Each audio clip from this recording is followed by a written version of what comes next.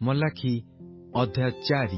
କାରଣ ଦେଖ, ସେଦିନ ଆସୁଅଛି, ତାହା ତୁନ୍ଦୁର ପରି ଜଳୁଅଛି, ପୁଣି ଅହଙ୍କାରୀ ଓ ଦୁଷ୍ଟାଚାରୀ ସମସ୍ତେ ନଡ଼ା ପରି ହେବେ, ଆଉ ସେମାନଙ୍କର ମୂଳ କି ଡାଳ ଯେପରି ଅବଶିଷ୍ଟ ନ ରହିବ।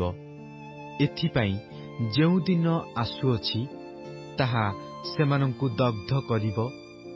ଏହା ସୈନ୍ୟାଧିପତି ସଦାପ୍ରଭୁ କହନ୍ତି। ମାତ୍ର ଆମ୍ଭ ନାମକୁ ଭୟ କରୁଅଛ ଯେ ତୁମ୍ଭେମାନେ ତୁମ୍ଭମାନଙ୍କ ପ୍ରତି ଧର୍ମରୂପ ସୂର୍ଯ୍ୟ ଆରୋଗ୍ୟଦାୟକ କିରଣ ସଂଯୁକ୍ତ ହୋଇ ଉଦିତ ହେବେ, ଆଉ ତୁମ୍ଭେମାନେ ବାହାର ହୋଇ ହୃଷ୍ଟପୁଷ୍ଟ ଗୋବତ୍ସ ତୁଲ୍ୟ କୁଦା ମାରିବ। ପୁଣି ତୁମ୍ଭେମାନେ ଦୁଷ୍ଟମାନଙ୍କୁ ପଦତଳେ ଦଳି ପକାଇବ।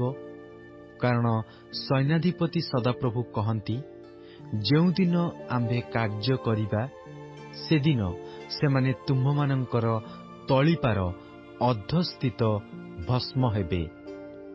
ଆମ୍ଭେ ହୋରେବରେ ସମଗ୍ର ଇସ୍ରାଏଲ ନିମନ୍ତେ ଯେଉଁ ବିଧି ଓ ଶାସନ ସକଳ ଆଦେଶ କଲୁ, ଆମ୍ଭ ଦାସ ମୋଶାଙ୍କର ସେହି ବ୍ୟବସ୍ଥା ତୁମ୍ଭେମାନେ ସ୍ମରଣ କର। ଦେଖ, ସଦାପ୍ରଭୁଙ୍କର ମହତ୍ ଓ ଭୟଙ୍କର ଦିନର ଆଗମନ ପୂର୍ବେ ଆମ୍ଭେ ତୁମ୍ଭମାନଙ୍କ ନିକଟକୁ ଏଲିୟ ଭବିଷ୍ୟଦ୍ବକ୍ତାଙ୍କୁ ପ୍ରେରଣ କରିବା।